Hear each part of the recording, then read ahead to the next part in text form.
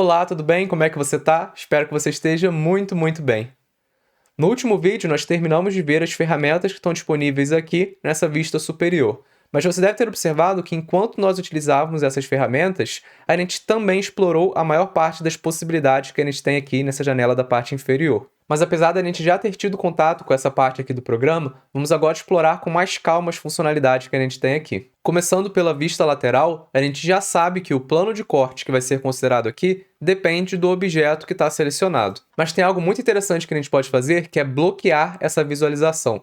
Fazendo isso, mesmo que a gente altere o objeto selecionado, a vista lateral não vai mudar. Para isso, basta a gente clicar nesse botão aqui. Com isso, agora a vista lateral está bloqueada para esse objeto aqui, que é o PA. Mesmo que eu selecione outro objeto, a vista lateral vai se manter. Isso é útil porque agora eu posso alterar o posicionamento ou a orientação dos outros elementos do meu sistema, mas mesmo assim eu vou continuar visualizando essa vista lateral nesse plano de corte central aqui da minha sala. Eu posso então, por exemplo, alterar o direcionamento dessa caixa aqui, mas eu vou continuar visualizando os resultados da minha vista lateral de acordo com esse plano de corte central aqui da sala. É importante você notar que esse mesmo procedimento também é válido para essa curva de níveis aqui. A gente pode alterar o direcionamento dessa caixa, mas essa curva de níveis que a gente está visualizando ainda corresponde ao plano de corte aqui do PA. Outra coisa que é importante você observar é que os resultados que você está vendo aqui nessa vista lateral dependem da frequência que você está analisando. Se alterar essa frequência aqui, você vai ver que essa curva de níveis também vai se alterar. Isso fica ainda mais claro quando a gente ativa aqui o mapeamento. Esse mapeamento que a gente está vendo tanto na vista lateral quanto na vista superior está relacionado a essa frequência aqui que a gente está analisando.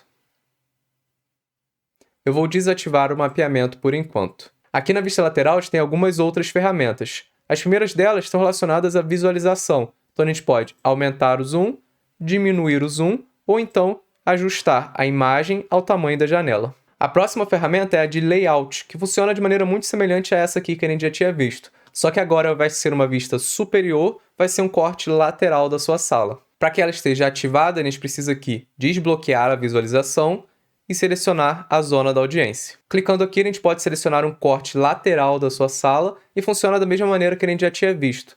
Essa imagem com o corte lateral vai ser posta aqui e você pode então fazer o ajuste das suas zonas e áreas de audiência de acordo com esse corte lateral. A próxima ferramenta permite que a gente crie uma área de audiência, que a gente já viu que nada mais é do que uma subdivisão de uma zona maior da audiência. Então, clicando aqui, a gente pode criar essa área de audiência clicando e arrastando. Observe que é o mesmo procedimento que a gente já tinha feito usando essa janela lateral aqui. Só que agora a gente pode fazer a edição dessa área de audiência direto aqui na vista lateral. Por último, a gente tem a possibilidade também de adicionar um receptor usando aqui a vista lateral. Então, a gente pode selecionar a altura dele e observe que ele vai ser adicionado exatamente no plano de corte que a gente está visualizando. No caso, esse plano de corte que passa aqui pelo centro dessa zona de audiência. Em seguida, nós temos a resposta em frequência e a resposta no tempo. Aqui você precisa observar que esses gráficos só vão estar disponíveis se você tiver receptores adicionados à sua predição. Caso não hajam receptores no projeto, vai aparecer essa mensagem. A próxima aba é o gráfico de distribuição, que é muito interessante. Para que a gente possa visualizá-lo, é necessário que o mapeamento esteja ativado. Esse gráfico permite que a gente avalie como está a distribuição do nível de pressão sonora pela plateia. Nesse caso aqui, por exemplo, um pouco menos de 30% da área da plateia está recebendo um nível próximo a 90 dB, um pouco mais de 25% está recebendo um nível próximo a 87 dB e assim por diante. Nos nossos projetos, a gente deve buscar uma distribuição homogênea do nível de pressão sonora, certo? Então, o ideal seria que uma dessas barras aqui tivesse muito maior do que as outras. Isso iria significar que uma grande porcentagem da área de audiência estaria recebendo o mesmo nível de pressão sonora. Aqui do lado, a gente tem algumas informações complementares, como, por exemplo, a média do nível de pressão sonora. A gente pode também alterar a largura dessas barras que a gente está visualizando aqui no gráfico. Nesse caso aqui, cada uma dessas barras tem 3 dB de largura. Ou seja, essa parte aqui de 90 dB, na verdade, está considerando de 89, 90 e 91. Aqui está considerando de 92, 93 até 94 e assim por diante. A gente pode diminuir a largura dessas barras e assim visualizar de uma forma mais específica. Ou a gente pode também aumentar a largura dessas barras e ter uma visão mais geral. As duas últimas abas aqui se relacionam ao processamento que a gente pode fazer no nosso sistema. A primeira é um processamento específico para alguma das caixas, então a gente precisa estar com uma fonte sonora selecionada. Já a última aba aqui é um processamento global para todas as caixas do nosso sistema. Com isso, a gente explorou, se não todas, pelo menos a maioria das ferramentas que a gente tem disponível aqui dentro do EasyFocus. Vamos falar então sobre como fazer a finalização ou entrega de um determinado projeto. Para isso, a primeira opção que a gente tem seria nós mesmos fazermos um relatório manualmente. Assim, a gente precisaria exportar os resultados e gráficos que a gente obteve aqui dentro do EasyFocus como figuras. Para fazer isso, basta clicar com o botão direito sobre a janela que você quer exportar como uma figura e então selecionar essa opção aqui. Isso é válido para diversos elementos aqui dentro do EasyFocus. A gente pode, por exemplo, querer salvar essa imagem aqui com a montagem dessa caixa como uma figura. Para isso, basta também clicar com o botão direito. A gente pode salvar a vista lateral, a curva de níveis e até mesmo a resposta em frequência de um determinado receptor. Também a resposta no tempo e o gráfico de distribuição. Exportando todas essas figuras com os resultados que você achar importantes, você pode então escrever um relatório apresentando seu projeto. Mas aqui dentro do EasyFocus também existe a possibilidade de a gente gerar automaticamente um relatório. Para isso, basta vir aqui em Arquivo, Criar Relatório. Vai abrir então essa janela onde a gente pode selecionar o que deve ser incluído nesse relatório. Eu vou colocar aqui todas as opções. Clicando em OK, ele vai perguntar onde que a gente quer salvar esse relatório.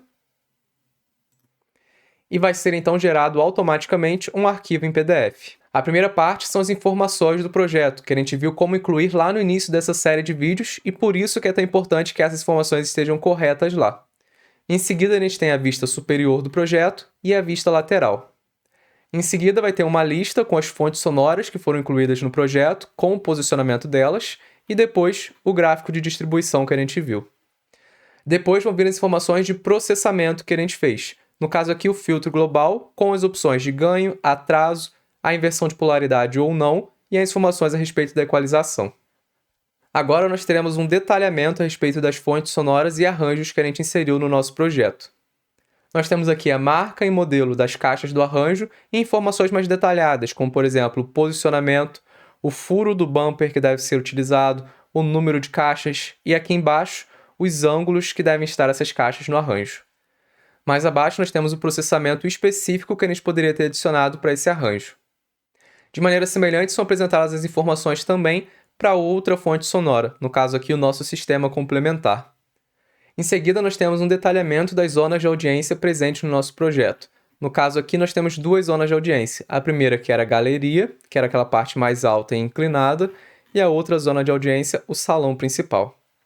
Por fim, são apresentadas as respostas em frequência dos receptores que foram adicionados à predição.